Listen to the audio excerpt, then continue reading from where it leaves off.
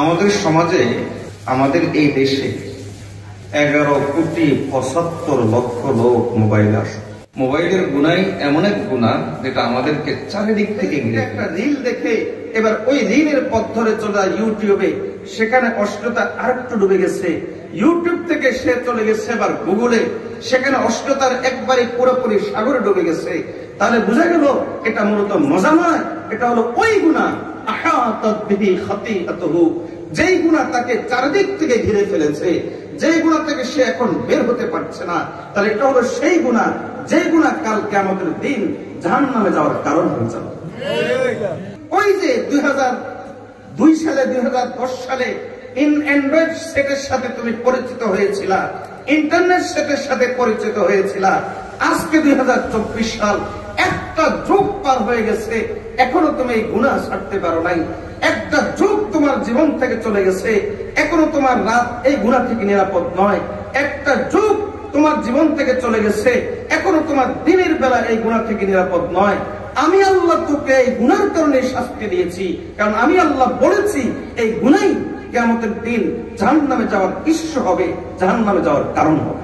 আমার মেয়ে shirt pant পরে আমার বুক ফুলে যায়, এই চিন্তা করে আমি এখন জাতে উঠছি, আমি এখন জাতে উঠছি, মানুষ এখন আমাকে ধনী বলবে, আধুনিক বলবে। ও আল্লাহর বান্দা, তোমার মেয়ে 20,000 মধ্যে কোন আধুনিকতা নাই। বয়ফ্রেন্ড আর গার্লফ্রেন্ড ইসলামের দৃষ্টিতে কোনো আত্মীয় নয়। বয়ফ্রেন্ড তো হলো লম্পটের নাম, আর গার্লফ্রেন্ড তো হলো একটা বেশ্যার নাম।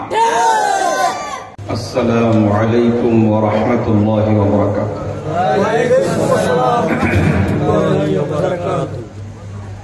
নাহমাদুহু ওয়া নুসাল্লি আলা রাসূলিহিল কারীম, আম্মা বা'দ। فأعوذ بالله من الشيطان الرجيم. بسم الله الرحمن الرحيم. بلى من كسب سيئة وأحاطت به خطيئته فأولئك أصحاب النار هم فيها خالدون. بارك الله لنا ولكم في القرآن العظيم ونفعنا به.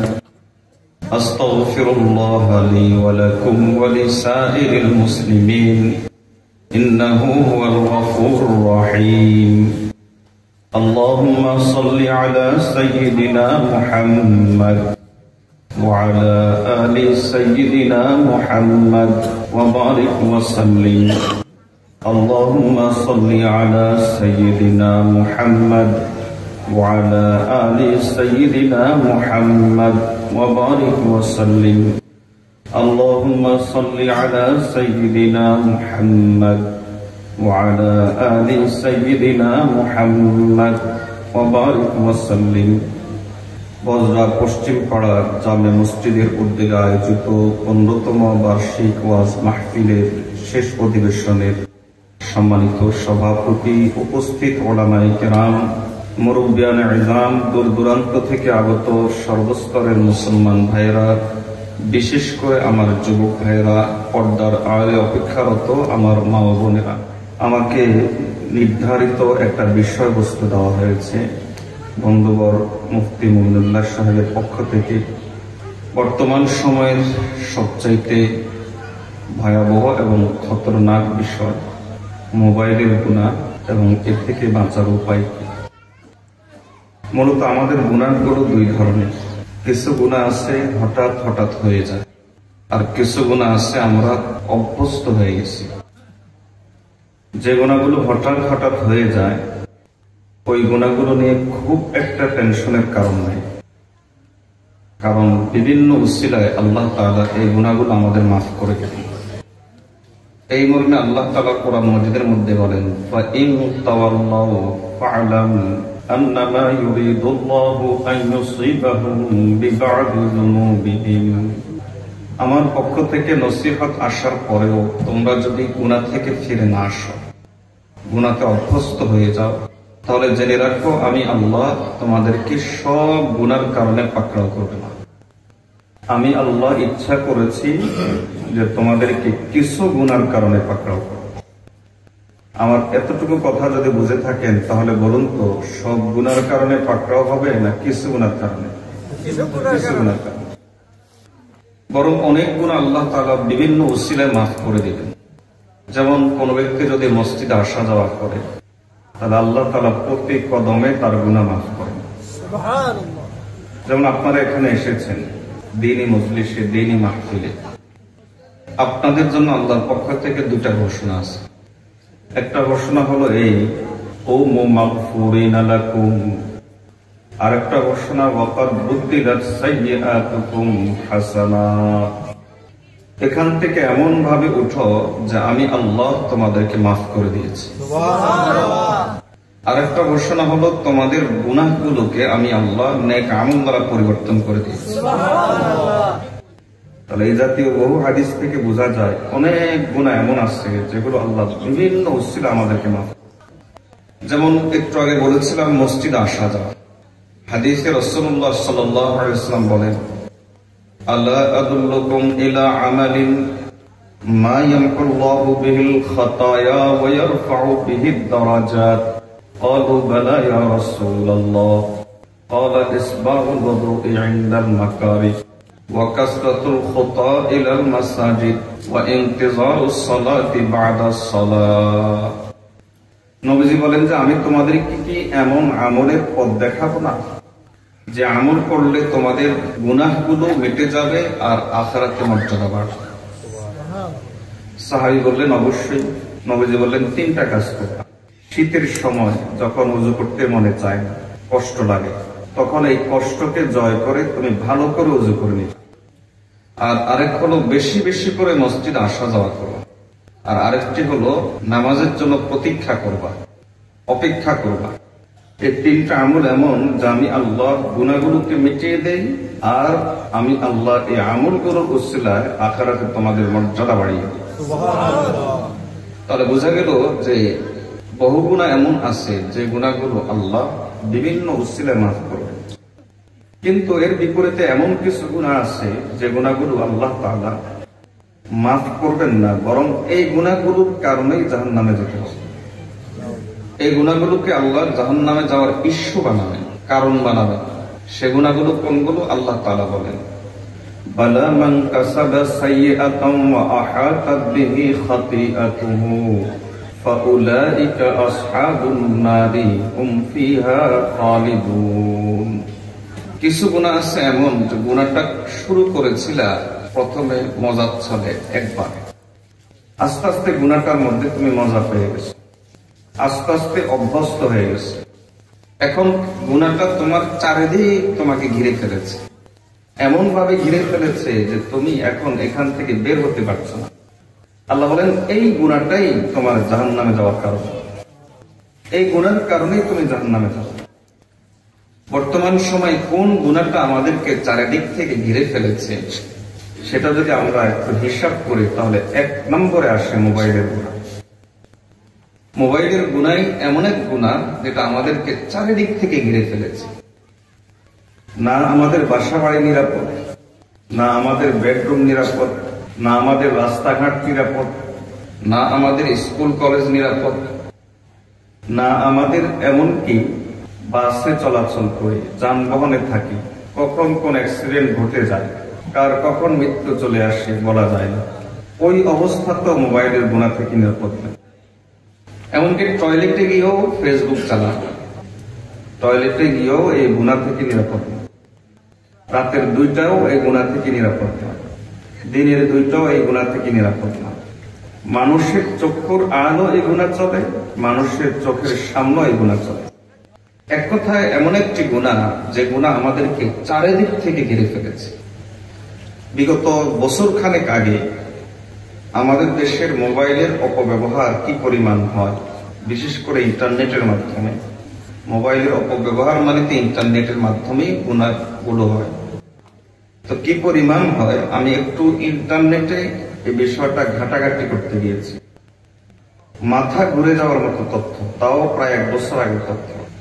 আমাদের দেশে পাবজি গেম খেলে, একটা গেম আছে যুবকরা খুব ভালো জানে এই গেমটা।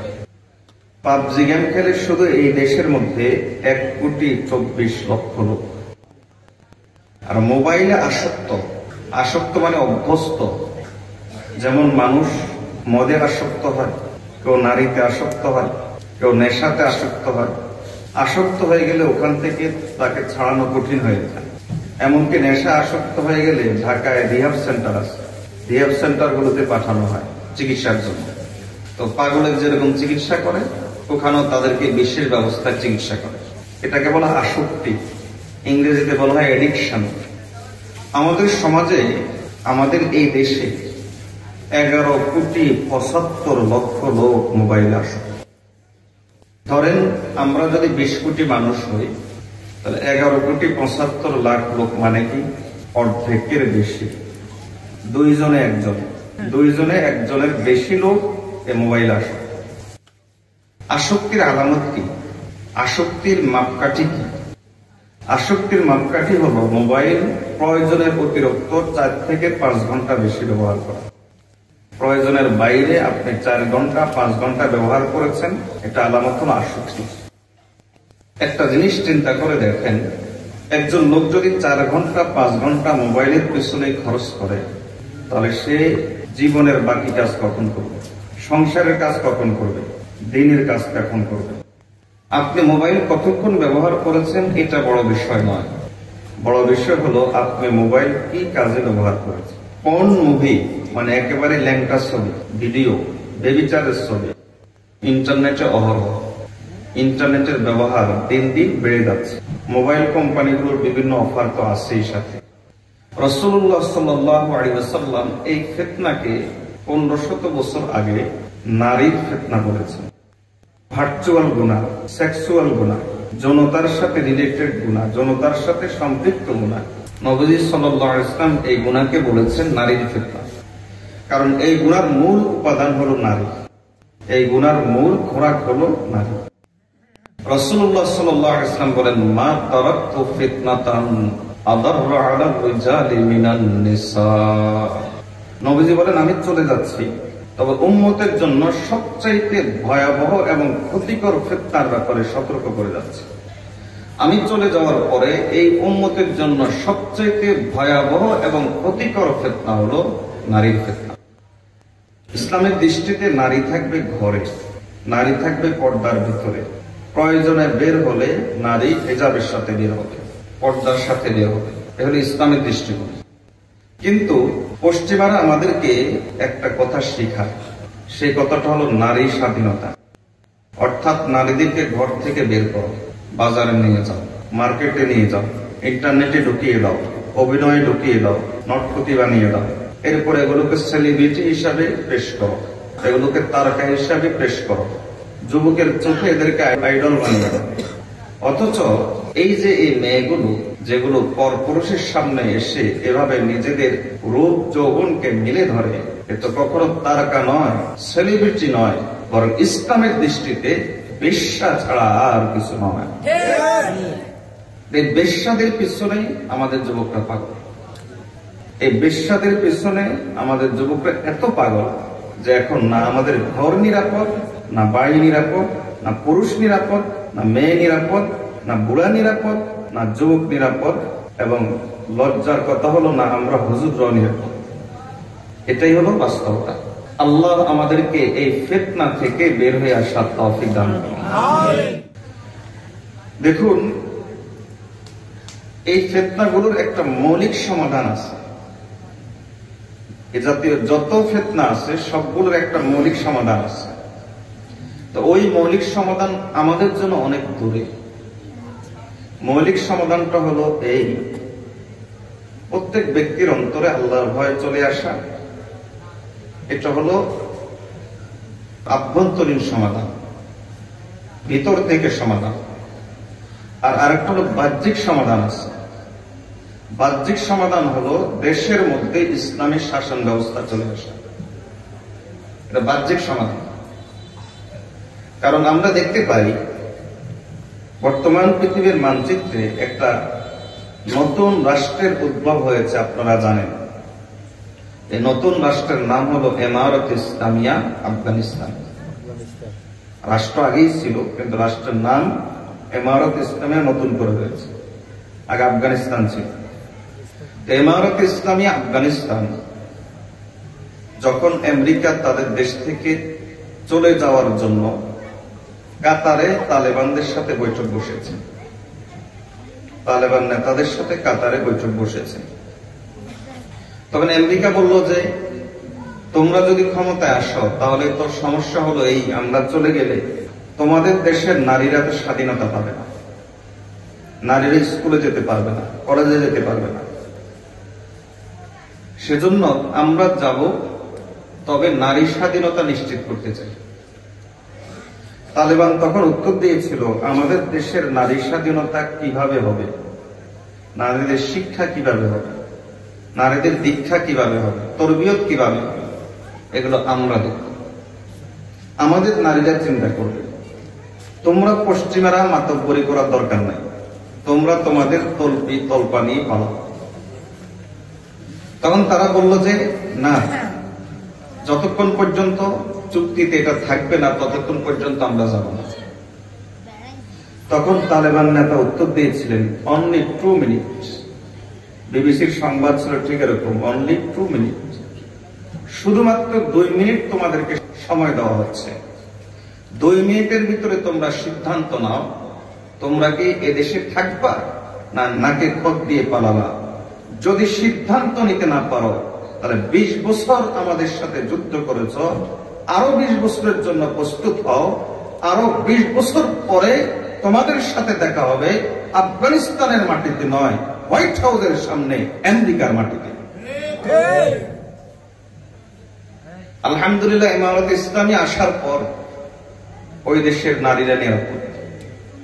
গত 3 বছরের মধ্যে একটা ধর্ষণের ঘটনা ঘটেছে সেখানে পাওয়া যাবে না, একটা ব্যভিচারের ঘটনা ঘটেছে সেখানে পাওয়া যাবে না, একটা ইফতিজিংয়ের ঘটনা ঘটেছে সেখানে পাওয়া যাবে না, একটা সামাজিক কোন অপরাধ হয়েছে সেখানে পাওয়া যাবে না। কিন্তু অপরদিকে যে দেশগুলোর মধ্যে তথাকথিত নারী স্বাধীনতার নামে ইন্টারনেটের অবাধ বিচরণ আছে, মোবাইলের অপব্যবহার আছে, অশ্লীলতা আছে, বেপরতা আছে, ওই দেশগুলোতে সেকেন্ডে সেকেন্ডে নারী ধর্ষণ হয়। ওই দেশগুলোতে 3 বছরের শিশু থেকে শুরু করে 60 বছরের বুড়ি পর্যন্ত নিরাপদ থাকে না। তাহলে মৌলিক সমাধান তো হলো যে যদি রাষ্ট্র ব্যবস্থা ইসলাম চলে আসে। এজন্য আমি মূল আলোচনা দেওয়ার আগে রাষ্ট্র ব্যবস্থা ইসলাম যদি চলে আসে তাহলে কেমন হতে পারে এই বিষয়ে একটু আপনাদেরকে কল্পনার জগতে নিয়ে দেখিয়ে দিতে চাই। মনে করুন এমন একটা রাষ্ট্র, যেই রাষ্ট্রের মধ্যে কোনো অপরাধ নাই, যেই রাষ্ট্রের মধ্যে যুবকরা বৃদ্ধদেরকে শ্রদ্ধা করবে, বৃদ্ধ ছোটদেরকে স্নেহ করবে, যেখানের মধ্যে কোনো দুর্নীতি থাকবে না, বৈষম্য থাকবে না, জুলুম থাকবে না, অন্যায় থাকবে না, অত্যাচার থাকবে না, যেখানে প্রত্যেকটি নাগরিক নিরাপদ থাকবে, এমনকি অমুসলিম নাগরিকরাও নিরাপদ থাকবে। একটা নারী দেশের এই প্রান্ত থেকে ওই প্রান্ত পর্যন্ত হেঁটে যাবে, ওই নারীর দিকে তাকানোর সাহস কোনো মানুষ করবে না। প্রশাসনের ভয় নয়, আল্লাহর ভয়। ইফতিজিং তো দূরের কথা, ধর্ষণ তো দূরের কথা, নারীরা এতটাই নিরাপদ থাকবে যেখানে বছরের পর বছর মামলাগুলো আটকা পড়ে থাকবে না, যেখানে বছরের পর বছর মানুষ রাষ্ট্র কর্তৃক নির্যাতনের শিকার হবে না, স্বৈরাচারের শিকার হবে না। স্বৈরাচারী যেই রাষ্ট্রের মধ্যে তৈরি হওয়ার কোন সুযোগ থাকবে না। সেই রাষ্ট্রটা না জানি কত সুন্দর হবে, যে রাষ্ট্রের প্রতিটা নামাজের সময় মসজিদগুলো কানায় কানায় মুসল্লি দ্বারা ভরপুর থাকবে।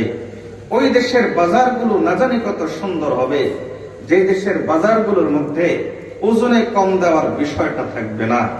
ওই দেশের সমাজ না জানি কত সুন্দর হবে, ওই দেশের শিক্ষা প্রতিষ্ঠানগুলো না জানি কত নিরাপদ হবে, যেখানে রাজনীতির নামে অস্ত্রের কোন ঝঞ্ঝানাই থাকবে না। ওই দেশের রাজনীতি না জানি কত সুন্দর হবে, যেখানে রাজনীতির নামে দখলবাজি আর চাঁদাবাজি থাকবে না। আল্লাহর কসম করে বলছি, এমন একটা সমাজ আমাদেরকে মানব প্রচিত মতবাদ দিতে পারে নাই, কিয়ামত পর্যন্ত দিতে পারবে না। এমন একটা সমাজ দিতে পারে একমাত্র ইসলাম এবং ইসলাম এবং ইসলাম। এজন্য মোবাইলের ব্যবহারের নিয়ন্ত্রণ কিভাবে হবে, কিভাবে এই মোবাইলের অপব্যবহার থেকে মানুষ নিরাপদ থাকবে, এটা যতক্ষণ রাষ্ট্র কর্তৃক কোন নির্ধারিত ব্যবস্থা না থাকবে ততক্ষণ পর্যন্ত এর পরিপূর্ণ নিয়ন্ত্রণ সম্ভব না। যেমন ইন্টারনেট খুললেই ধরেন বিভিন্ন অ্যাডাল্ট কন্টেন্ট আছে, মানে অ্যাডাল্ট কন্টেন্ট মানে যুবকরা বুঝে গেছে, বৃদ্ধরা হয়তো বুঝেন নাই, অর্থাৎ যৌনতার দিকে আকর্ষণ করে এমন ছবি ভিডিও ইন্টারনেটে আছে।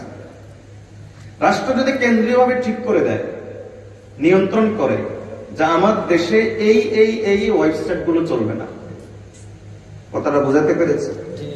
যে এই এই ওয়েবসাইট গুলোতে ঢুকলে যেহেতু অশ্লীল জিনিস দেখা যায়, এই ওয়েবসাইট গুলোতে ঢুকলে যেহেতু হিন্দি ফিল্ম দেখা যায়, কাজে আমার দেশে ইউটিউব চলবে না। চললো আমার দেশে ইউটিউবে সার্চ দিলে এই এই জিনিসগুলো আসবে না, এগুলো কেন্দ্রীয়ভাবে, জাতীয়ভাবে, রাষ্ট্রীয়ভাবে ফিল্টারিং করা হয়।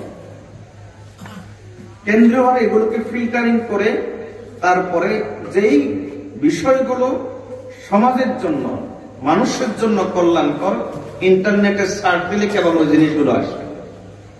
এখন তো অবস্থা হলো এই, আপনি একটা ওয়াজের ভিডিও দেখছেন, পাশে কিন্তু আপনাকে ইনস্ট্রাকশন দিচ্ছে, এই যে এখন ওয়াজের বিরুদ্ধে হয়তো বেবিচার সম্পর্কে হুজুর ওয়াজ করছে, এর পাশে কিন্তু ইনস্ট্রাকশন দিচ্ছে, এবার এই ভিডিওটা দেখো, এখানে দেখলে তোমরা ওই অ্যাডাল্ট ওই জিনিসগুলো দেখতে পাবো। এখন আপনি শুনছেন ওয়াজের ভিডিও, কিন্তু ইউটিউব আপনাকে পাশে দেখিয়ে দিচ্ছে তুমি এখন এটা দেখো। আপনি গুগলে সার্চ দিয়েছেন একটা, সে কিন্তু আপনাকে পাশাপাশি অন্যগুলো দেখাচ্ছে।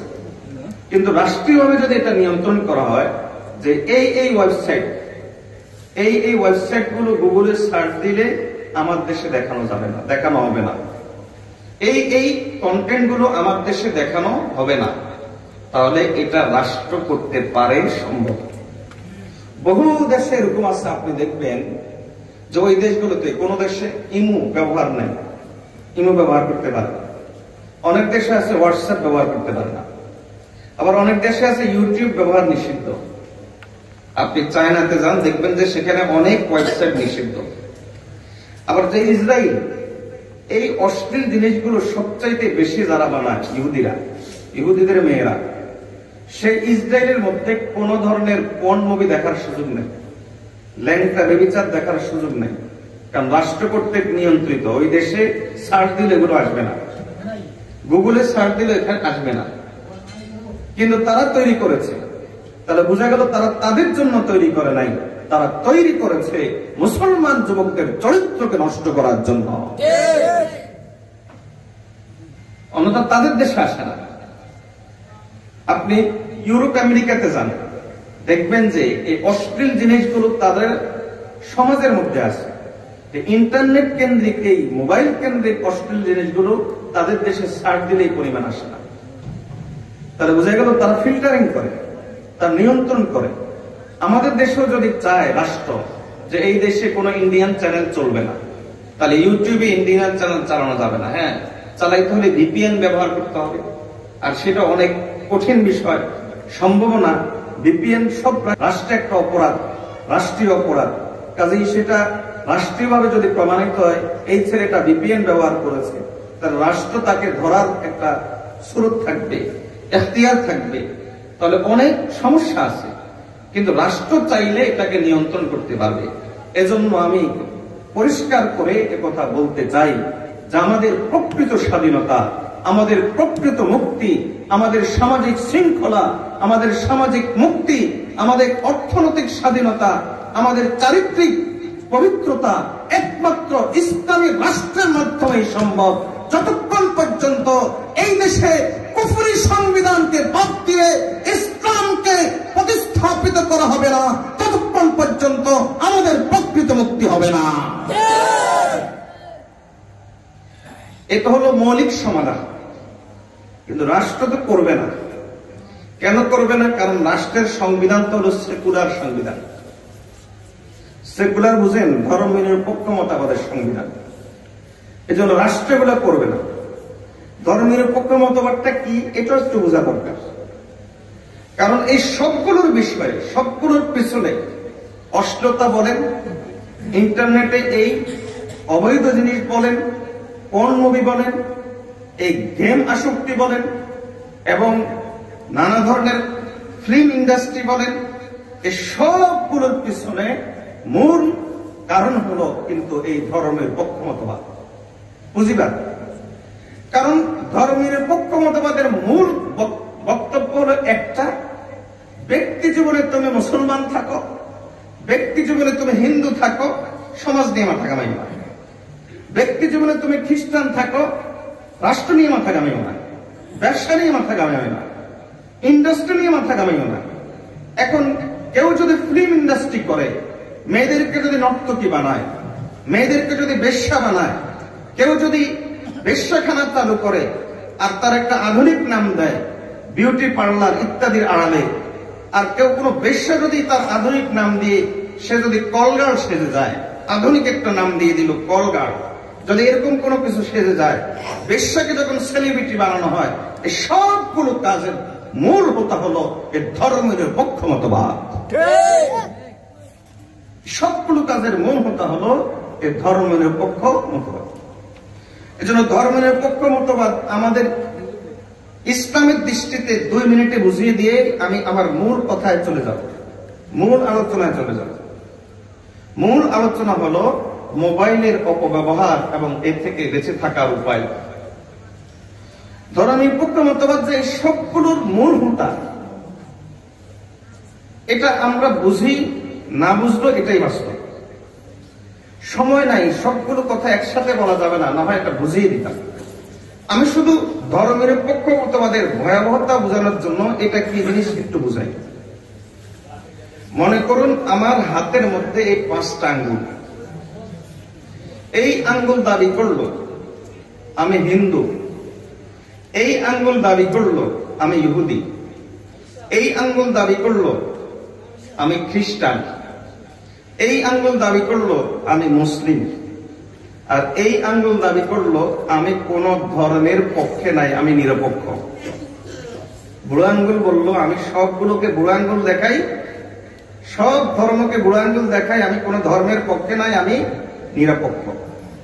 এবার বলেন তো, এই যে নিরপেক্ষ যে দাবি করলো বুড়ো আঙ্গুল, তার দাবি অনুযায়ী সে কি হিন্দু? বলেন না, সে কি হিন্দু? সে কি ইহুদি? সে কি খ্রিস্টান? সে কি মুসলমান? বুঝেন নাই মনে হয়।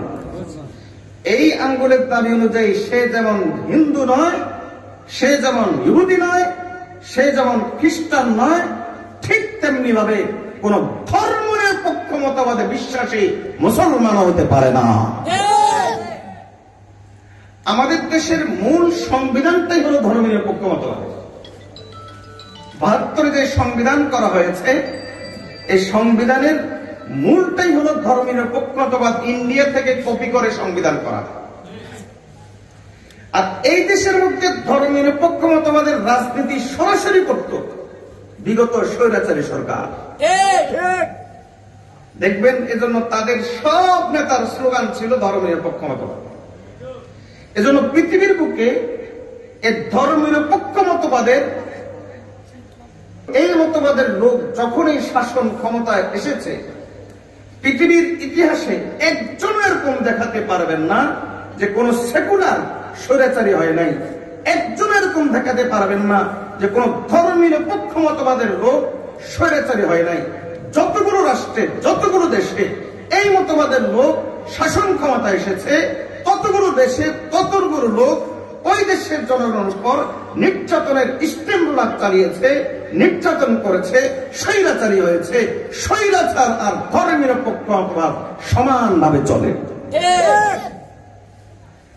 সবগুলোর গোড়া হলে ধর্মের পক্ষমতবাদ। এখন বলতে পারেন আমাদের দেশে তো আরো অনেক দল তো আছে, যেমন কি কি আছে, আরো বিএনপি টিএনপি কি কি আছে।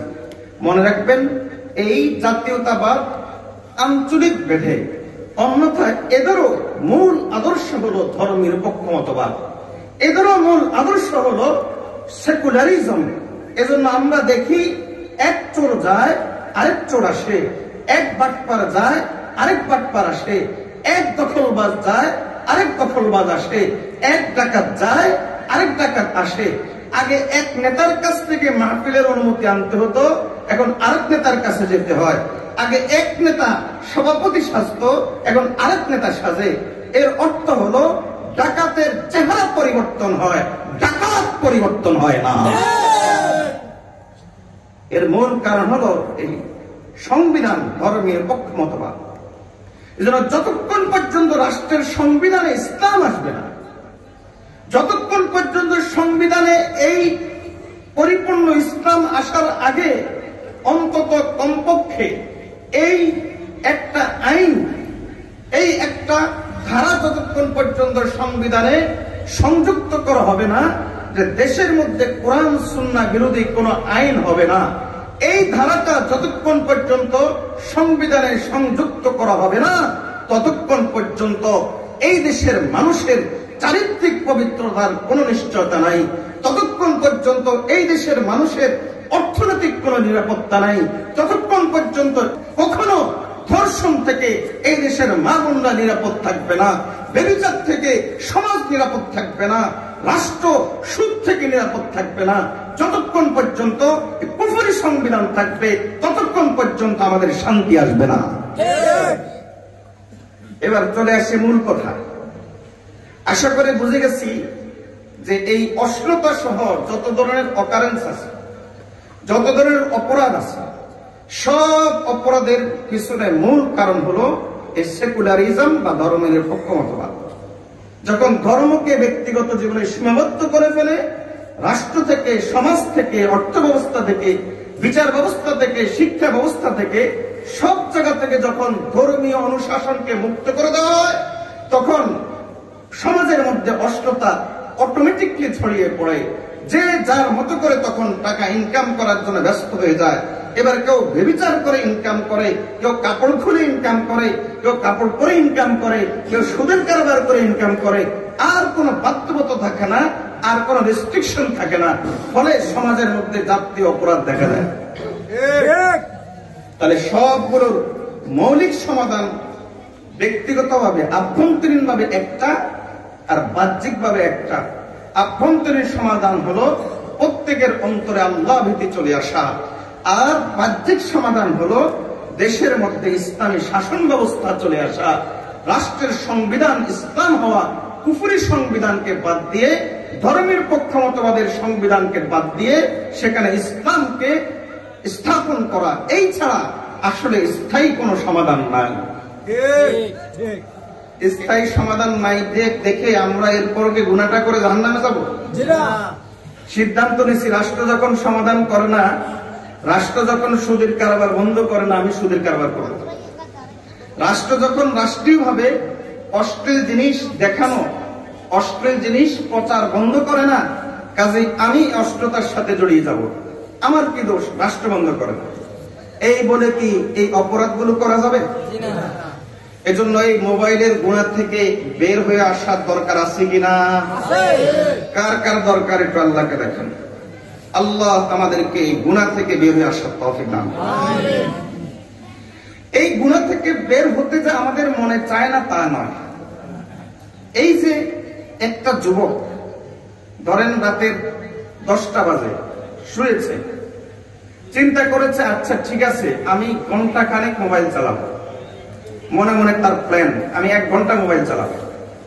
কিন্তু 10টার পরে বেজে গেল 11টা। 11টা বাজে চিন্তা করলো আচ্ছা আর আধা ঘন্টা, আর আধা ঘন্টা পরে হয়ে গেল 12:30। 12:30টার পর চিন্তা করলো আচ্ছা এখনই ঘুমিয়ে যাব, কিন্তু কখন যে হয়ে গেছে 2টা তার কিন্তু খবর নেই। 2টা বাজে চিন্তা করলো আর আমি কি করতেছি, আমার ঘুমানো দরকার, এরই মধ্যে কখন যে হয়ে গেছে 3টা। 3টা বাজে চিন্তা করলো আরে সবাই ঘুমাচ্ছে আর আমি কি করতেছি, এরই মাঝে হয়ে গেল কখন যে সকাল। বলেন এটা হয় কিনা? তাহলে বোঝা গেল এই যুবক এখান থেকে মুক্তি পেতে চায়, কিন্তু একটা অদৃশ্য শৃঙ্খলে বন্দী। সে অদৃশ্য শৃঙ্খলটা কি? সেই অদৃশ্য শৃঙ্খলটা হলো এই গুনার মজা, গুনার প্রতি আসক্তি। সে মজা পেয়ে গেছে। হাকিমুল উম্মত মুজাদ্দিদ মিল্লাত শাহ আশরাফ আলী থানভী রাহমাতুল্লাহ আলাইহি বলেন, এটা তো গুনার মজা নয়, এটা হলো সাজা। এর কারণ হলো এই মজাটা হলো চুলকানির মজার মতো। যার চুলকানি রোগ আছে যতই চুলকায় ততই মজা লাগে, কিন্তু আসলে এই চুলকানিটা কি মজা না সাজা? ঠিক তেমনি ভাবে এই যে গুনায় অভ্যস্ত হয়ে যাওয়া, গুনায় মজা পেয়ে যাওয়া, এটা মজা নয়, এটা প্রকৃত অর্থে সাজা। যতই সে এই গুনার ভিতরে ডুব দেয়, প্রথমে সে ফেসবুক খুলে, সেখানে এত বেশি অশ্লীলতা নাই। এরপর সে চিন্তা করে ফেসবুকে একটা রিল দেখে এবার ওই রিলের পথ ধরে চলে যায় ইউটিউবে, সেখানে অশ্লীলতা আরেকটু ডুবে গেছে। ইউটিউব থেকে সে চলে গেছে এবার গুগলে, সেখানে অশ্লীলতার একবারে পুরোপুরি সাগরে ডুবে গেছে। তাহলে বোঝা গেল এটা মূলত মজা নয়, এটা হলো ওই গুনাহ আহাতাত বিহি খাতিআতুহু, যেই গুনাহ তাকে চারিদিক থেকে ঘিরে ফেলেছে, যেই গুনাহ থেকে সে এখন বের হতে পারছে না। তাহলে এটা হলো সেই গুনাহ, যে গুনাহ কাল কিয়ামতের দিন জাহান্নামে যাওয়ার কারণ হয়ে যাবে। এজন্য ভাই, আপনি যদি বছরের পর বছর মোবাইল ব্যবহার করে যাচ্ছেন, এখনো এই গুনাহ থেকে বের হতে পারেন না, বছরের পর বছর আপনি এই গুনায় আসক্ত, যদি এমনটা হয়, তাহলে আমার মাইকের আওয়াজ আপনার কানে যাচ্ছে এই কথা যে পরিমাণ সত্য, আপনি আমার কথা শুনতে পাচ্ছেন এই কথা যে পরিমাণ সত্য, এর চাইতে বেশি সত্য হলো কাল কিয়ামতের ময়দানে আল্লাহ আপনাকে জাহান্নাম দিলে বলবেন যে তোকে এই গুনার কারণে হয়েছে। আল্লাহ আপনাকে জাহান্নাম দিলে বলবেন যে তোকে এই গুনার কারণে দিছি।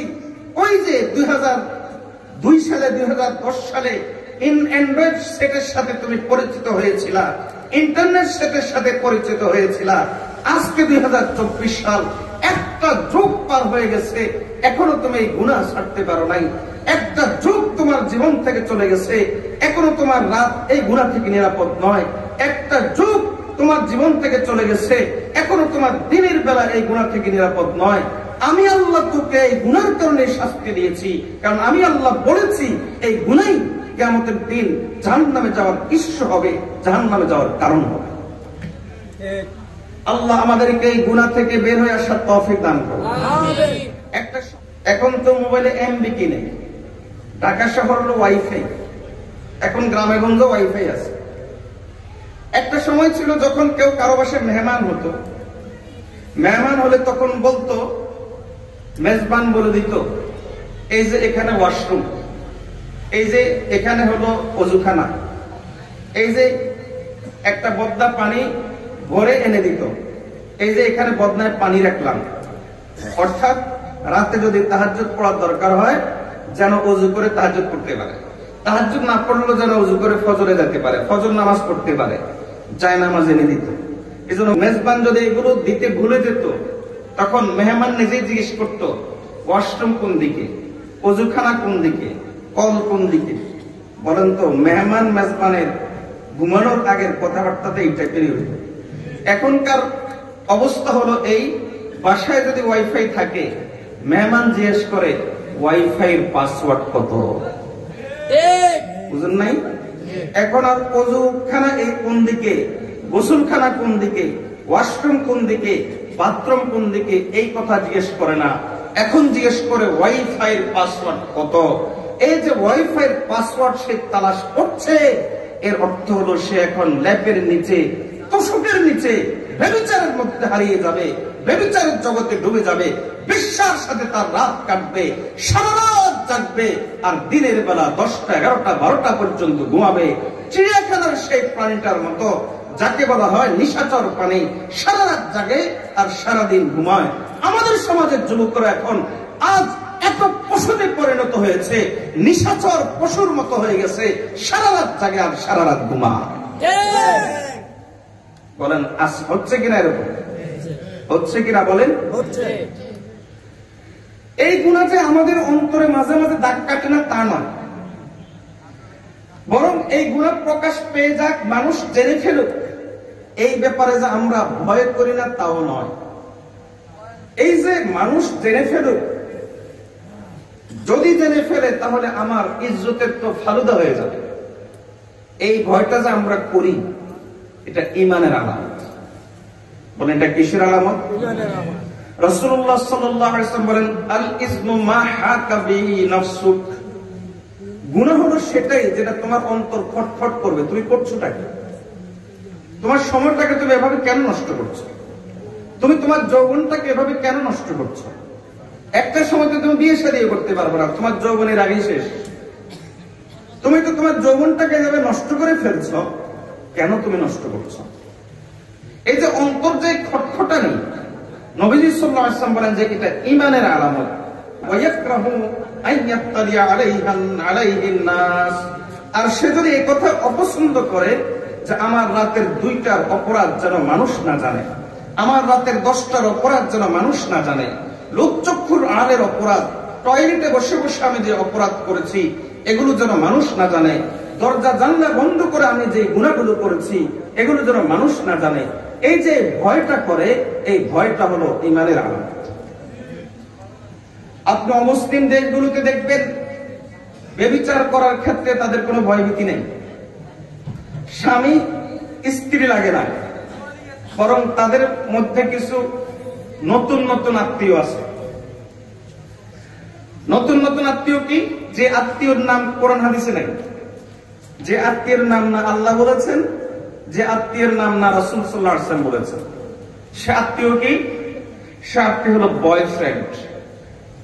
বলেন বয়ফ্রেন্ড নামক কোন আত্মীয় কোরআন হাদিসে আছে? তাদের দেশে আছে।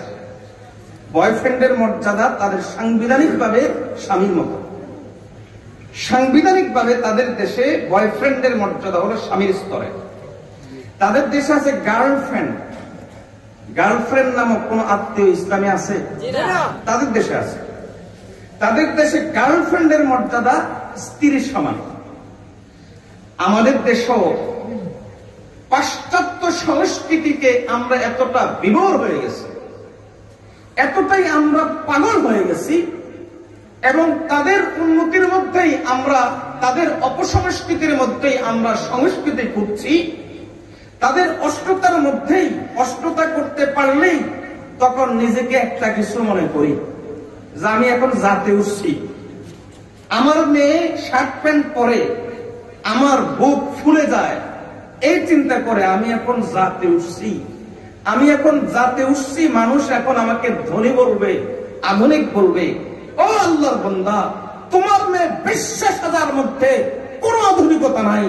বয়ফ্রেন্ড আর গার্লফ্রেন্ড ইসলামের দৃষ্টিতে কোনো আত্মীয় নয়। বয়ফ্রেন্ড তো হলো লম্পটের নাম, আর গার্লফ্রেন্ডটা হলো একটা বেশ্যার নাম। ইসলামের দৃষ্টিতে লম্পট আর বেশ্যা ছাড়া এরা কিছু না। আছে কিনা আমাদের সমাজে? বলেন। এ সবগুলো হলো মোবাইলের কারণে। এখন মেয়ে বিয়ে দিতে আর বেশি জিনিস লাগে না তো, 10,000 টাকা দামের একটা অ্যান্ড্রয়েড সেট কিনে দিলেই হয়। নিজের জামাই নিজেই খোঁজ করে নিতে পারে। ছেলে বিয়ে করাতে এখন বাবা মা লাগে না, এখন 10,000 টাকা দামের একটা অ্যান্ড্রয়েড সেট হাতে থাকলেই হয়। নিজের স্ত্রী নিজে খুঁজে নেয়, স্ত্রী তো বানায় পরে।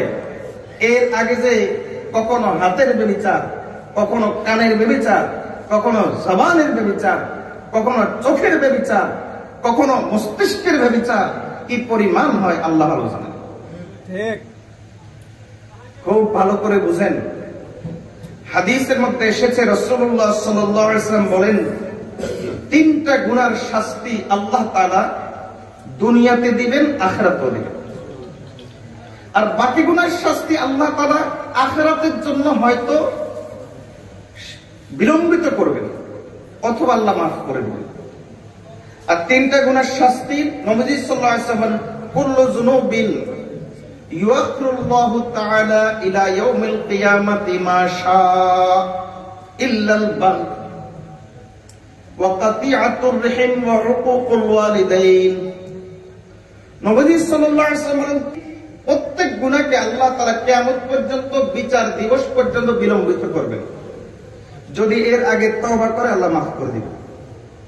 কিন্তু তিনটা গুনার শাস্তি আল্লাহ দুনিয়াতেই দিবেন এবং আল্লাহ এই গুনাহগুলোর শাস্তি নগদ দিবেন। তার মধ্যে একটা হলো আল বাগিয়ু। আল বাগিয়ুর দুইটা তরজমা। তার মধ্যে একটা প্রসিদ্ধ তরজমা হলো ব্যভিচার। এজন্য কোন লোক যদি পরকিয়া করে 10 বছর পর হলো ধরা খায়, 20 বছর পর হলো ধরা খায়। কোন ছেলে মেয়ে যদি ব্যভিচারে লিপ্ত হয়, দাদি হয়ে গেল ধরা খায়। হয়তো 50 বছর আগে ব্যভিচার করছে, এখন হয়তো দাদি নাতি হয়ে গেছে। এই দাদি নাতি হয়ে যাওয়ার পরও প্রকাশ পেয়ে যায় অমুকের সাথে তার খারাপ সম্পর্ক ছিল, অমুকের সাথে তার খারাপ রিলেশন ছিল। তাহলে অর্থ হল আল্লাহ ব্যভিচারের শাস্তি দুনিয়াতেই দেন, দুনিয়াতে আল্লাহ তাকে বেইজ্জত করে ছাড়ে। এই যে একটা ছেলে একটা মেয়ের সাথে সম্পর্ক করে মোবাইলের মাধ্যমে, বছরের পর বছর, মাসের পর মাস, এরপর অবৈধ কথাবার্তা বলে যায়। এগুলো কোনটা চোখের ব্যভিচার, কোনটা হাতের ব্যভিচার, কোনটা জবানের ব্যভিচার। নবীজি বলেছেন ব্যভিচারের শাস্তি আল্লাহ দুনিয়াতে নগদ দেন। তাহলে এই ছেলে এই মেয়েকে দুনিয়াতে শাস্তি পাবে না? পাবে।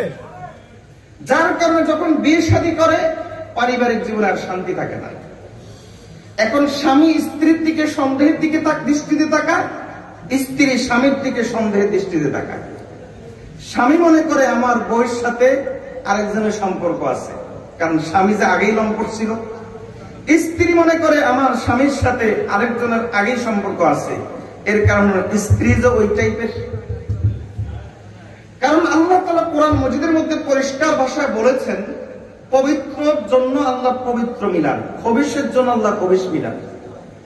আপনি ব্যভিচার করবেন আর রাবেয়া বস্তি বিয়ে করতে পারবেন, এই আশা কেমনে করেন?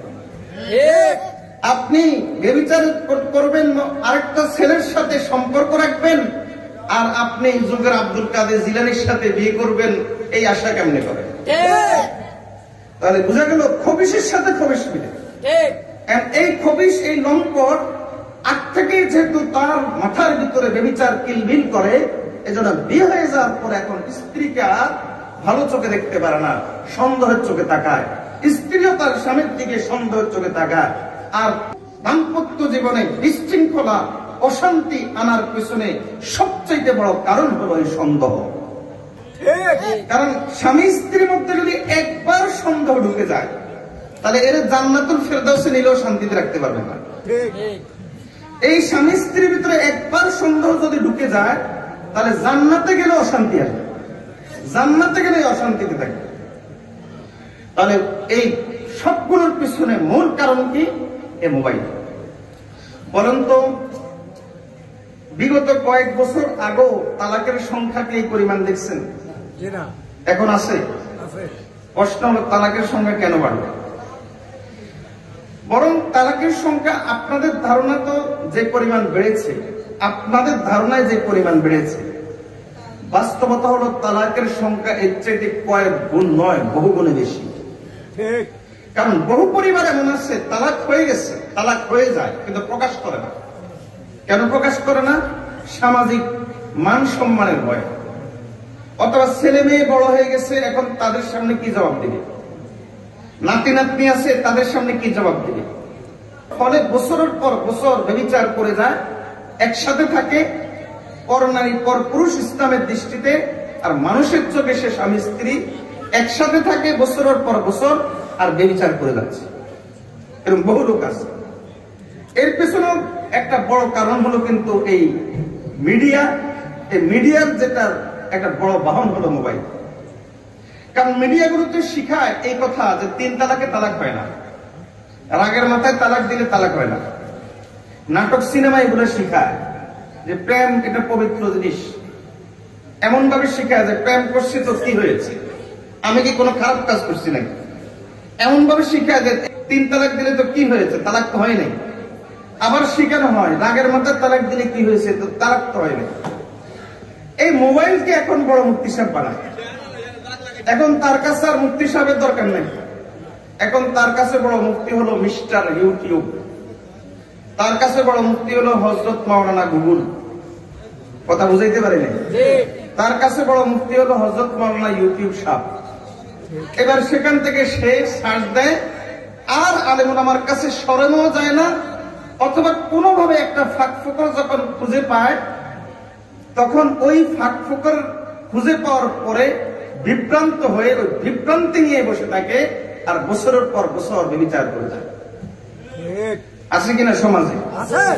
এই তালাক এবং ব্যভিচার করার পিছনে একটা বড় কারণ হলো মোবাইলের অপব্যবহার, ইন্টারনেটের অপব্যবহার একটা বড় ধরনের কারণ। আল্লাহ আমাদের সমাজকে এ থেকে মুক্তি দান করুন, সকলে বলে আমিন। আমাদের শাইখ মুর্শিদ মাহবুবুল উলামা হযরত মাওলানা পীর জুলফিকার আহমদ নকশবন্দি মুজাদ্দিদি দামাত বরাকাতুহু খুব সুন্দর করে বলেন।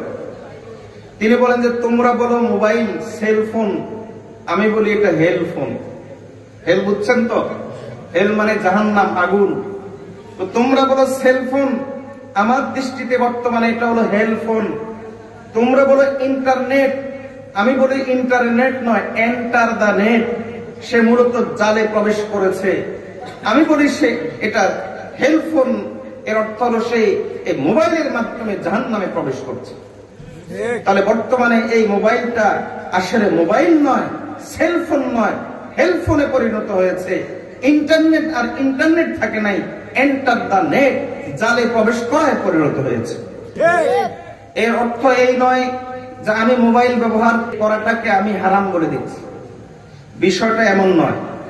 বিষয়টা হলো আমি বারবার বলেছি মোবাইলের অপব্যবহার। তাহলে বোঝা গেল মোবাইলের ভালো ব্যবহার শরীয়তে নিষেধ নয়, বরং এটা আল্লাহর একটা নিয়ামত। কিন্তু ধরেন একজন সন্ত্রাসীর কাছে যদি অস্ত্র থাকে আর একজন মুজাহিদের কাছে অস্ত্র থাকে, অস্ত্র তো দেখতে সমান, কিন্তু ব্যবধান আছে কিনা? যেমন ভাবে মুজাহিদের কাছে অস্ত্র থাকলে অথবা সেনাবাহিনীর কাছে অস্ত্র থাকলে সেটা এক দৃষ্টিতে দেখা হয়, আর একজন সন্ত্রাসীর কাছে অস্ত্র থাকলে এটা আরেক দৃষ্টিতে দেখা হয়।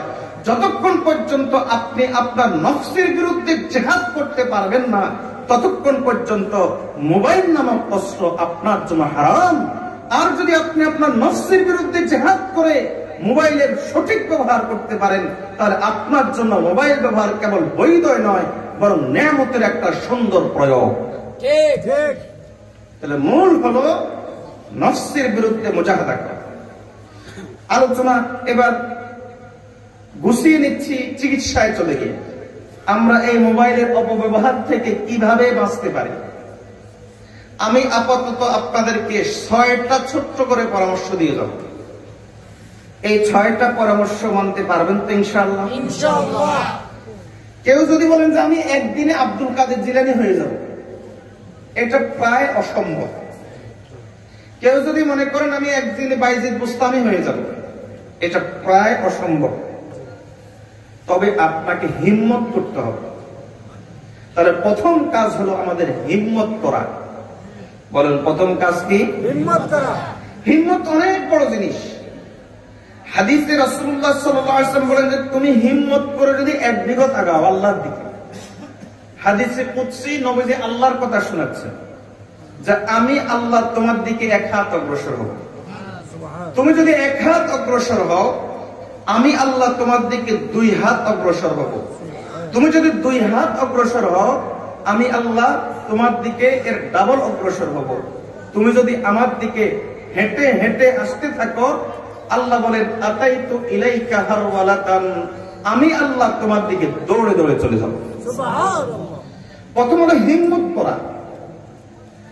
মনে রাখবেন 3 ধরনের নিয়ত আছে। এক ধরনের নিয়ত হলো নেক আমলের নিয়ত করা।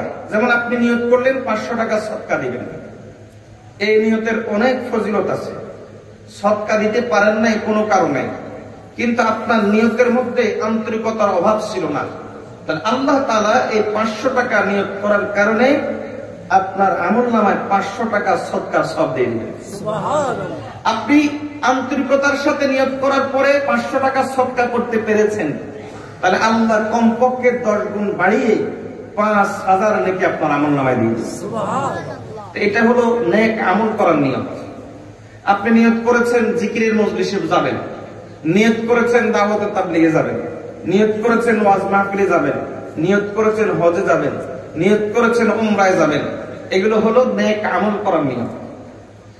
এটাকে বলা হয় সাধারণ নিয়ত। মানুষ নিয়ত করার সময় এই জাতীয় নিয়তই বেশি করে বিধায় এগুলো হলো সাধারণ নিয়ত, দামের দিক থেকে সাধারণ না। অর্থাৎ মানুষ এ জাতীয় নিয়ত বেশি করে বিধায় এগুলো ব্যাপক নিয়ত, সাধারণ নিয়ত। আর দ্বিতীয় হলো উত্তম নিয়ত, যেটা সাধারণ নিয়তের চাইতে উত্তম। সেই নিয়তটা কি? সেই নিয়তটা হলো এই নিয়ত করা যে আমি গুনাহ করব না। এটা হলো উত্তম নিয়ত। আপনি নিয়ত করেছেন 500 টাকা সদকা দিবেন, এটার যে পরিমাণ সওয়াব পাবেন। নিয়ত করেছেন মোবাইলের গুনাহ করব না, এর সওয়াব 1 গুণ নয়, 2 গুণ নয়, এর চাইতে হাকিম মুহাম্মদ বলেন লক্ষ কোটি গুণ বেশি। সুবহানাল্লাহ। এই নিয়ত করা যে আমি গুনাহ করব না। আমাদের শাইখ মুর্শিদ বলেন যে আরেকটা নিয়ত আছে, এটা হলো মর্দে মুমিন সর্বোচ্চ ঈমান আল্লাহ যাদেরকে দান করার ইচ্ছা করেন, আল্লাহ যাদের দিকে বিশেষ রহমতের দৃষ্টিতে তাকান, আল্লাহ তাআলা ওই বান্দাকেই এই নিয়ত করার সুযোগ দেন।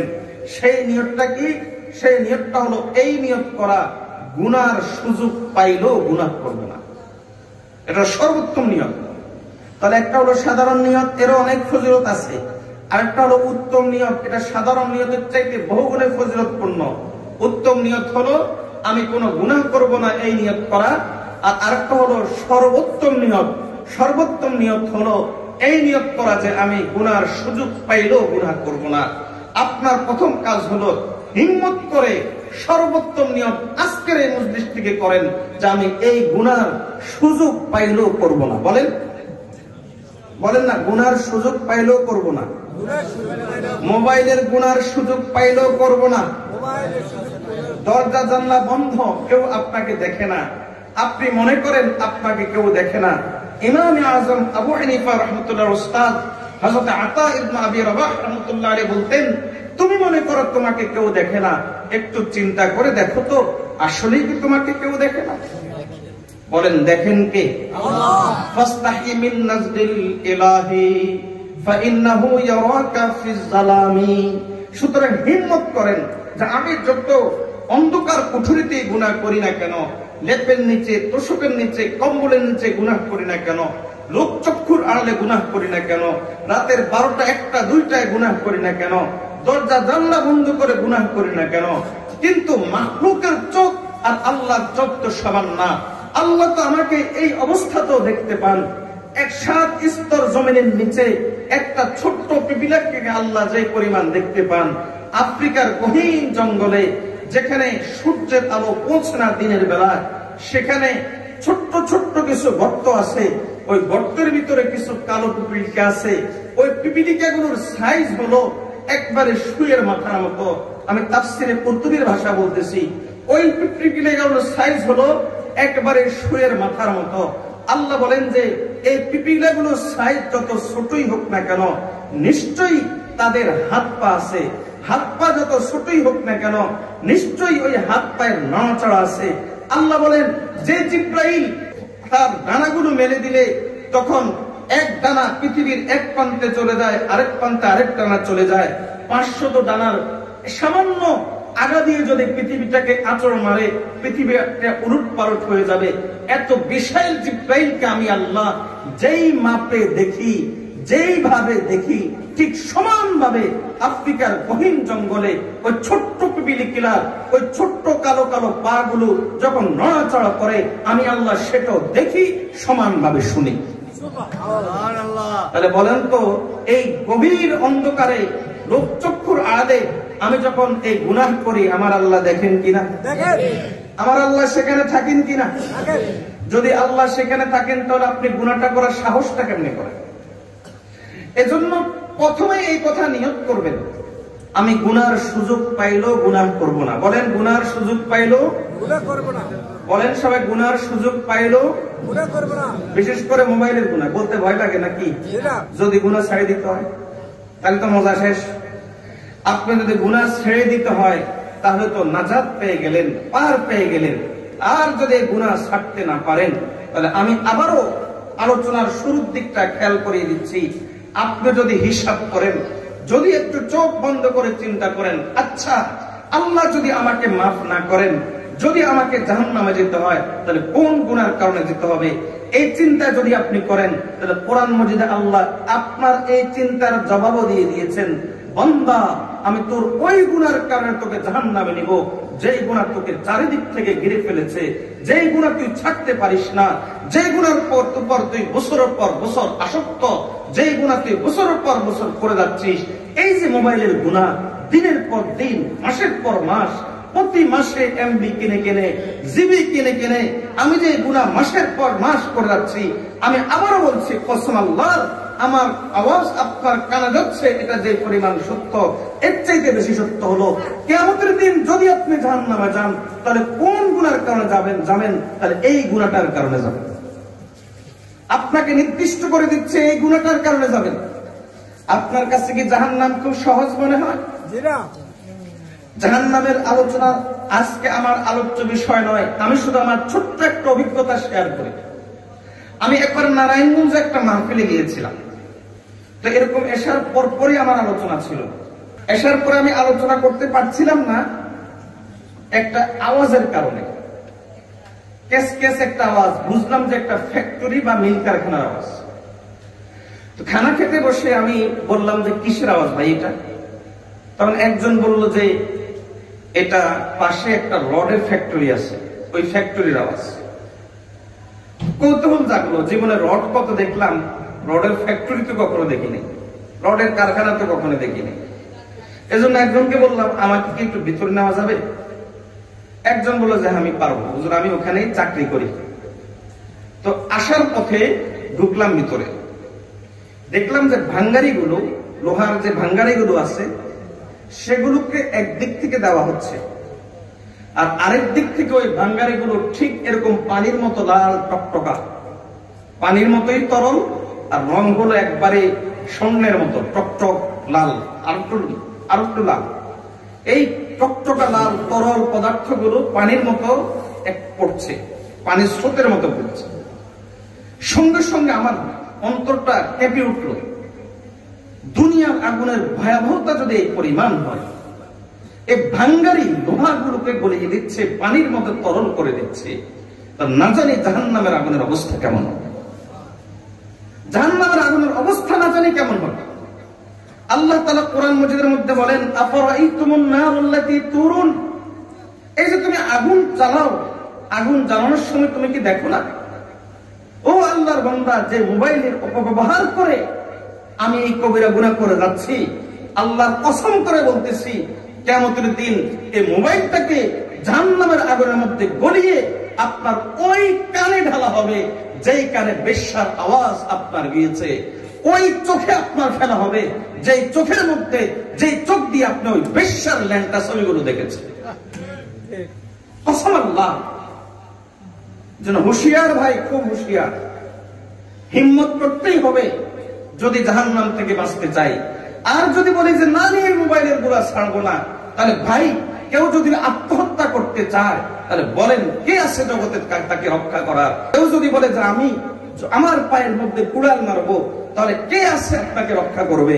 আর আপনি যদি বলেন যত ওয়াজ আসুক আমি এগুলো মানি না, আমি জাহান্নামে যাব, প্রয়োজনে আমি আল্লাহর কথা, আল্লাহর নাফরমানি আল্লাহর সামনে বসে বসে করব, রাতের অন্ধকারে করব, কার কি? আপনি যদি এই চিন্তা করেন তাহলে ভাই, তাহলে আপনাকে এই ওয়াজ শুনিও লাভ নাই, আর আপনার এই ওয়াজ শুনেও লাভ নাই। এজন্য হিম্মত করতে হবে। হিম্মত করতে হবে যে আমি সুযোগ পাইলো এই গুনাহ করব না। বলেন, এই সুযোগ পাইলো এই গুনাহ করব না। ঠিক আছে ইনশাআল্লাহ। তাহলে প্রথম কাজ হলো হিম্মত করা। যদি আপনি হিম্মত করতে পারেন তাহলে ইনশাআল্লাহ আল্লাহর ওয়াদা রয়েছে, লা ইউকাল্লিফুল্লাহু নাফসান ইল্লা উসআহা, আল্লাহ অসাধ্যের বাইরে বান্দাকে কোনো কিছু দেন না। যদি মোবাইলের গুনাহ ছাড়া অসম্ভব হতো তাহলে আল্লাহ কোরআন মাজিদের মধ্যে এই গোপন গুনাহ ছাড়ার নির্দেশ দিতেন না। যদি আপনার এই গুনাহ ছাড়া আপনার জন্য অসম্ভব হতো তাহলে আল্লাহ এই কথা বলতেন না যে আমি অসাধ্যের বাইরে তোমাকে কোনো কিছু দেই নাই। তাহলে বোঝা গেল আপনার দ্বারা সম্ভব। শুধু পার্থক্য হলো এতটুকু, আপনি হিম্মত করেন নাই। আপনি আপনার শক্তি জানেন না, আপনি আপনার প্রতিভা জানেন না। আপনি তো এমন এই দুনিয়াতে আপনি জগতের মধ্যে জমিনের মধ্যে বসে আরশের মালিকের সাথে কথোপকথন করার যোগ্যতা আল্লাহ আপনাকে দিয়েছে। আপনি তো এমন, কাজে হিম্মত করতে হবে। এজন্য হিম্মত করবেন তো ইনশাআল্লাহ। মর্দ মুমিন डरते नहीं हालात की खूनी मंजर से, जिस दौर में जीना मुश्किल है उस दौर में जीना लाजिम है। এই কথা মনে করলে চলবে না এই গুনাহ থেকে আমি বাঁচতে পারবো না, বরং আমাকে হিম্মত করতে হবে এই গুনাহ থেকে আমি বাঁচবই, আর আমার দ্বারাই সম্ভব। জগতের কেউ না পারলো আমি পারবো, জগতে কেউ ছাড়তে না পারলো আমি ছাড়তে পারবো। এই হিম্মত আমাকে করতে হবে। পারবো তো ইনশাআল্লাহ। 2 নম্বর, আপনি হিম্মত করলেন, ইচ্ছা করলেন, নিয়ত করলেন, সবই করলেন, কিন্তু এই হিম্মতটাকে টিকিয়ে রাখলেন না। টিকিয়ে যদি না রাখেন তাহলে হিম্মতটা একটা সময় আস্তে আস্তে নিভে যাবে, মিটে যাবে। এজন্য এই হিম্মতটাকে টিকিয়ে রাখবেন 2 ভাবে। 2 নম্বর কাজ হলো হিম্মত টিকিয়ে রাখা। হিম্মতকে টিকিয়ে রাখবেন কয় ভাবে বলেন? 2 ভাবে। 1 নম্বর হলো হক্কানি আলেম উলামার কাছে কাম না থাকলেও যাবেন। কোনো কাজ নাই, একটা সালাম দেওয়ার জন্য হলো যাবেন। এর কারণ হলো আপনি যদি রাসূলুল্লাহ সাল্লাল্লাহু আলাইহি ওয়াসাল্লাম হাদিসের মধ্যে দৃষ্টান্ত দিয়েছেন কামারের হাপুরের সাথে আর আতর বিক্রেতার সাথে। আপনি যদি আতর বিক্রেতার কাছে যান তাহলে আতর বিক্রেতার কাছে গেলে আতর না কিনলেও একটু সুঘ্রাণ হলো আপনার নাকে লাগবে। কামারের হাপুরের কাছে যদি যান তাহলে আপনি লোহা বা কিংবা দাও বটি এগুলো না বানালেও সামান্য ছিটে ফোটা আগুনের আপনার গায়ে হলো পড়বে। নবীজি সাল্লাল্লাহু আলাইহি ওয়াসাল্লাম ভালো সংস্পর্শ আর খারাপ সংস্পর্শকে তুলনা করেছেন আতর বিক্রেতা আর কামারের হাপুরের সাথে। একজন নেককার আলেম, হক্কানি আলেমের কাছে কোনো কাজ নাই, একটা সালাম দেওয়ার জন্য যাবেন।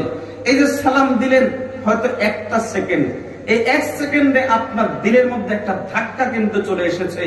আল্লাহর নূর থেকে সামান্য নূর আপনার অন্তরে কিন্তু প্রবেশ করেছে। সুবহানাল্লাহ। এজন্য যখন রাতের 12টা বাজে আপনি মোবাইলে খারাপ জিনিস দেখতে পাবেন, আমি আপনাকে আশ্বস্ত করছি এবং পরিপূর্ণ নিশ্চয়তার সাথে বলছি, রাতের 12টা বাজে যখন আপনি মোবাইল সার্চ করতে যাবেন, আপনি ওই যে 1 মিনিট দেখা করে এসেছেন, ওই 1 মিনিটের সরবতের বরকত অনুভব করবেন। আপনি রাতের 2টা বাজে যখন মোবাইলে সার্চ দিতে যাবেন, গুগলে যখন আপনি খারাপ জিনিস দেখতে যাবেন, আমি আল্লাহর কসম করে আপনাকে পরিপূর্ণ নিশ্চয়তার সাথে বলছি, ওই যে 5টা মিনিট 10টা মিনিট একজন হক্কানি আলেমের সাথে গিয়ে বসেছেন, ওই 10 মিনিটের সরবতের নূর আপনি এই রাতের 10টা বাজে অনুভব করবেন। দমকে দমে কলবে নূরানি হুই, মর্দ হক সে মিলকে হক্কানি হুই। আল্লাহ ওয়ালাদের মজলিসে বেশি বেশি করে যাওয়ার তৌফিক আমাদেরকে দান করুন। নিকট অতীতের একজন বুজুর্গ ছিলেন হযরত হাকিম আখতার সাহেব রাহমাতুল্লাহ আলাইহি।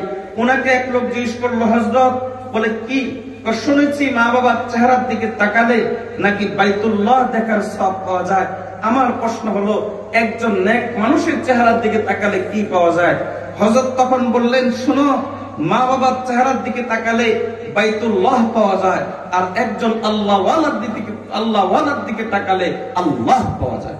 সুবহানাল্লাহ। আল্লাহ ওয়ালোं से क्या मिलता है, আল্লাহ ওয়ালোं से আল্লাহ मिलता है। এখন প্রশ্ন হলো, রাতের 2টা বাজে আপনি যখন গুনাহটা করবেন, আগামীকালেই তো আপনি হয়তো একজন নেক মানুষের কাছে যাবেন, একজন আল্লাহ ওয়ালার কাছে যাবেন, 2টা বাজে কি করবেন? আপনার 2টা বাজে গুনাহটা করতে মনে চেয়েছে, এখন কি করবেন? রাসূলুল্লাহ সাল্লাল্লাহু আলাইহি ওয়াসাল্লাম হাদিসের মধ্যে এটারও সমাধান দিয়েছেন।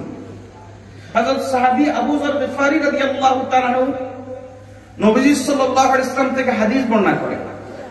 নবীজি সাল্লাল্লাহু আলাইহি ওয়াসাল্লাম আবু যর গিফারিকে উদ্দেশ্য করে বলেন, আবু যর, আলা আদুল্লুকুম ইলা আমালিন, আমি কি তোমাকে এমন আমলের সংবাদ দিব না, ইউকাররিবুকা ইলাল জান্নাহ, যে আমল তোমাকে জান্নাতের কাছাকাছি নিয়ে যাবে, ওয়া ইউবাইদুকা আনিন নার, যে আমল তোমাকে জাহান্নাম থেকে দূরে সরিয়ে দেবে। সাহাবী বলেন, ইয়া রাসূলুল্লাহ সাল্লাল্লাহু আলাইহি ওয়াসাল্লাম, অবশ্যই। নবীজি সাল্লাল্লাহু আলাইহি ওয়াসাল্লাম বলেন যে গুনার পরিবেশে যখন তোমার গুনাহ করতে মনে চায় অথবা তোমার গুনাহ হয়ে গেছে, তখন তুমি সঙ্গে সঙ্গে একটা নেক আমল করে নিবা। গুনার পরিবেশে অথবা গুনাহ হয়ে গেছে, গুনাহ করতে মনে চায়, এমন একটা পরিস্থিতিতে তুমি আসো, সঙ্গে সঙ্গে তুমি একটা নেক আমল করে নিবা। আবু যর গিফারী রাদিয়াল্লাহু তাআলা এমন একটা প্রশ্ন এরপর করেছেন, এই প্রশ্নটা কিয়ামত পর্যন্ত সকল উম্মতের জন্য একটা সহজ রাস্তা তৈরি করে দিয়েছে।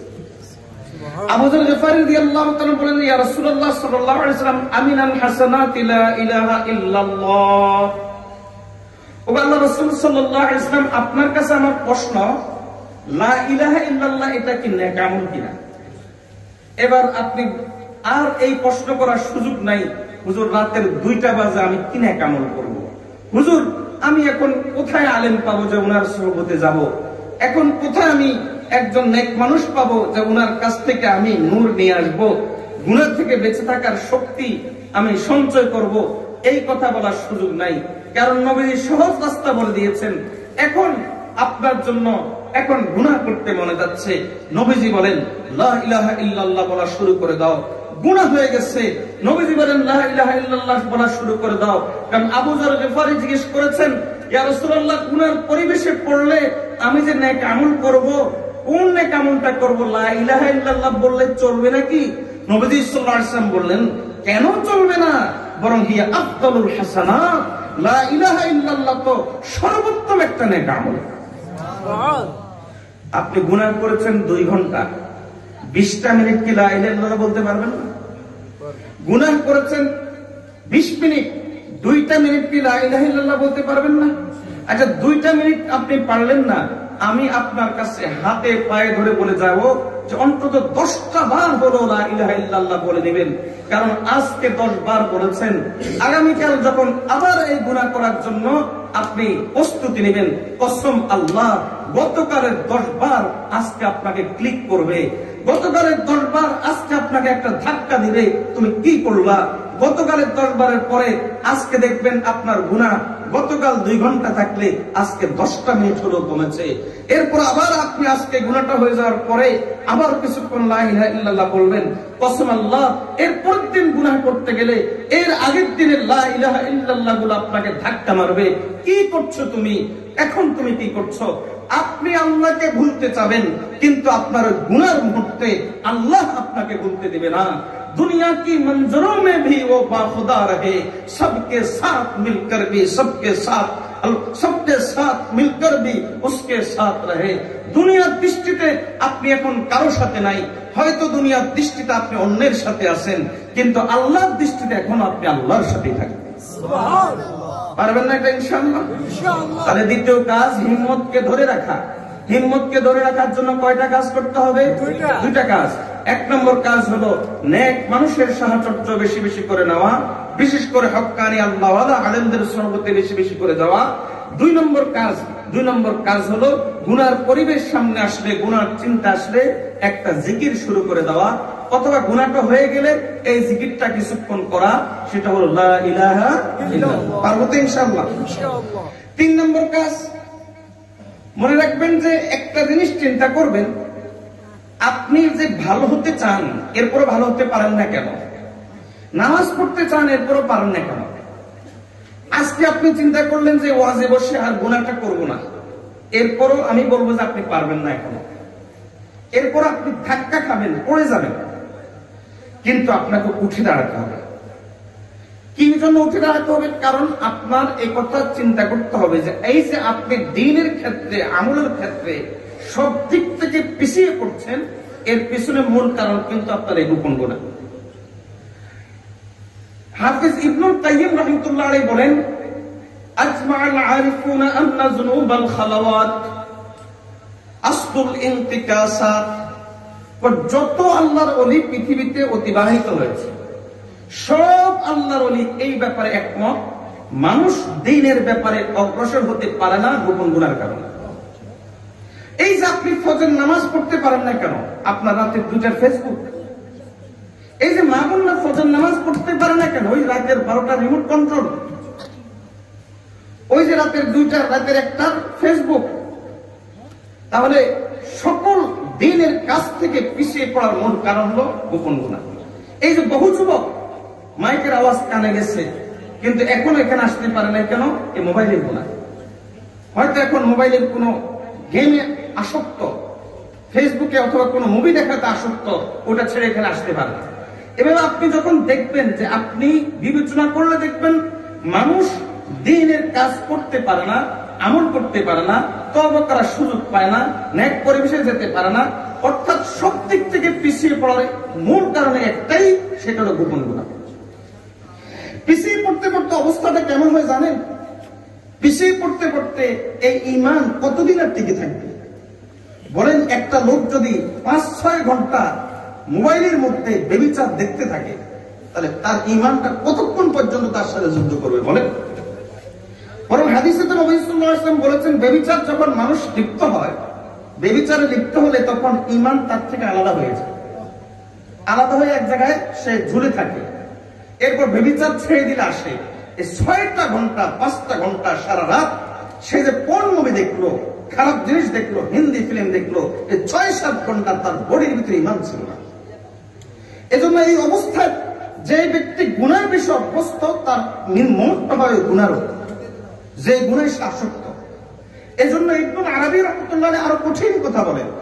ইবনুল আরবী রাহমাতুল্লাহ আলাইহি বলেন যে আন্না খাতিমাতাসু, মানুষ ঈমান নিয়ে মারতে পারে না, এর কারণ হলো বিসাবাবি দাসিসাতিন বাতিনাতিন, এমন একটি গোপন গুনার কারণে ইয়াখাফু আন ইয়াত্তালি আলাইহিন নাস, যে গুনার ব্যাপারে সে ভয় করে মানুষ জানলে আমার ইজ্জত যাবে, মানুষ জানলে আমার ইজ্জত নষ্ট হবে। সে এই কথা জানার পরেও আল্লাহ জানবে এরপরে কি হবে এই চিন্তা করে নাই, মানুষ দেখলে আমার ইজ্জত যাবে এই চিন্তা করেছে। আল্লাহ যে আমাকে প্রতিনিয়ত দেখছেন, আমার গুনাহ করা অবস্থা আল্লাহ যে আমার কাছে ছিলেন, এই চিন্তা সে করে নাই। এই যে গোপন গুনাহটার কারণে ঈমান চলে যেতে যেতে, ঈমান দুর্বল হতে হতে একটা সময় সে বেঈমান হয়ে মারা যায়। খুব ভয়ঙ্কর কথা। এজন্য আপনার 3 নম্বর কাজ হলো, যখনই আপনার এই গুনার চিন্তা আসবে, তখনই আপনি চিন্তা করবেন এটাতে এমন এক গুনাহ আমি এখন করতে যাচ্ছি যে গুনার কারণে আমার ঈমান নিয়ে মরার আশঙ্কা আছে। ও আল্লাহর বান্দা, সাহাবায়ে কেরাম এই ঈমানের জন্য প্রাণ দিয়েছেন, বায়ুত্যাগ ত্যাগ করেছেন, রক্ত দিয়েছেন, ব্যবসা বাণিজ্য ত্যাগ করেছেন। সাহাবায়ে কেরাম এই ঈমানের জন্য কত কুরবানি পেশ করেছেন, ফাঁসির কাষ্ঠে ঝুলেছেন, কল্লা দিয়েছেন, ঈমান দেন নাই। আপনি আপনার ঈমান বাঁচানোর জন্য এই মোবাইলের গুনাহ ছাড়তে পারবেন না? বলেন না, পারবেন না? পারবেন তো ইনশাআল্লাহ। তাহলে 3 নম্বর কাজ হলো, যখন এই গুনাহ করতে মনে চাইবে, তখনই আপনি এই কথা চিন্তা করবেন যে এই গুনার কারণে তো আমার ঈমান হারা হয়ে মরার আশঙ্কা আছে, তাহলে আমি একজন মুমিন হয়ে গুনাহ কেমনে করব? পারবো না ইনশাআল্লাহ।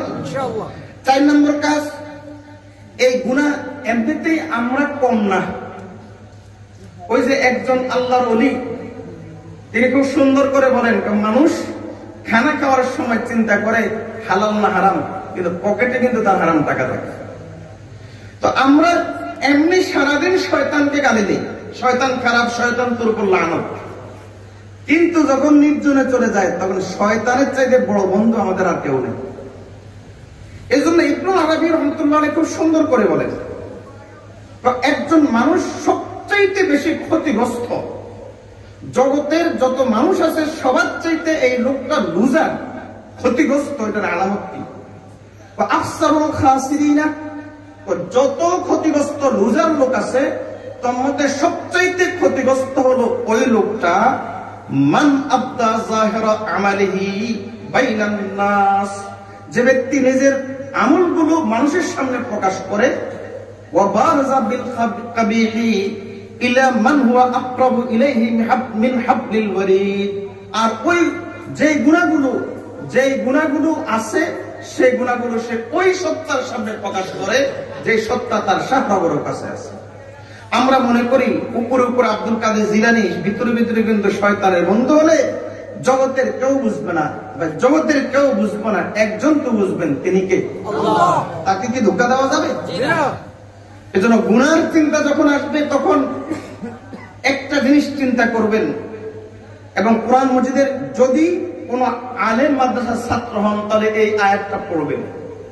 সেটা হলো এই, ওয়া হুয়া মাআকুম আইনামা কুনতুম, ওয়া হুয়া মাআকুম, এর অর্থ হলো তিনি আল্লাহ তোমাদের সঙ্গে আছেন তোমরা যেখানেই থাকো না কেন। তুমি আল্লাহ তোমাদের সঙ্গে আছেন, তোমরা যেখানেই থাকো না কেন। এখন বলতে পারেন যে হুজুর ওই সময় এই চিন্তা আনাটা কঠিন। আমি বলবো যে হ্যাঁ অবশ্যই কঠিন, কিন্তু আমি আপনাকে একটা সহজ রাস্তা বলে দিচ্ছি। সেটা হলো প্রত্যেক নামাজের পর চোখ বন্ধ করবেন। চোখ বন্ধ করে এই কলবের দিকে তাকাবেন। আমাদের মাশায়েখ এই চিকিৎসা দিয়েছেন। চোখ বন্ধ করবেন এভাবে, চোখ বন্ধ করে এই কলবের দিকে তাকাবেন। কলবের দিকে তাকিয়ে জবান বন্ধ, চোখ বন্ধ, জিহ্বা নড়বে না। শুধু এখান থেকে আপনি বলে যাবেন আমি যেখানে থাকি না কেন আল্লাহ আমার সঙ্গে আছেন। শুধুমাত্র 2 মিনিট এই আমলটা করবেন। 5 ওয়াক্ত নামাজের পরে 10 মিনিট সারা জিন্দেগি হবে।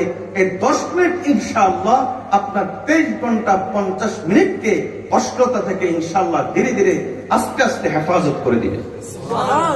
পারবো না ইনশাআল্লাহ? কয়টা আমল বললাম? 4টা। মনে আছে কয়টা আমল বললাম? 4টা।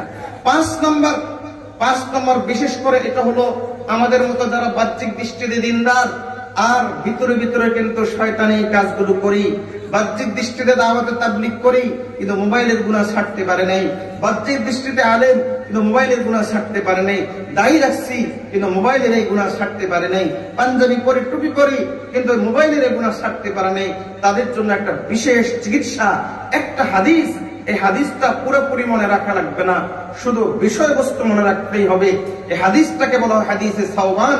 হাদিসে সাওবান আপনি মনে ধরে রাখবেন যে হাদিসে সাওবানে রাসূলুল্লাহ সাল্লাল্লাহু আলাইহি ওয়াসাল্লাম বলেছেন যে আমি আমার উম্মতের এমন একটা শ্রেণী সম্পর্কে জানি, ইয়াতি ইয়াউমাল কিয়ামাতি বিহাসানাতিন কাআমসালি জিবালি তিহামাতা বিদা। নবীজি বলেন আমি আমার এই উম্মতের একটা শ্রেণী সম্পর্কে জানি, বিশাল বিশাল আমল নিয়ে আসবে, একবারে তিহামা পাহাড় পরিমাণ আমলগুলো হয়ে যাবে। প্রতিটা আমল কিয়ামতের দিন চকচক করতে থাকবে, কিন্তু ফায়াজআলুল্লাহু তাআলা হাবাআম মানসুরা। আল্লাহ প্রত্যেকটা আমলকে ধুলো কণায় বাতাসের মধ্যে উড়িয়ে দিবেন।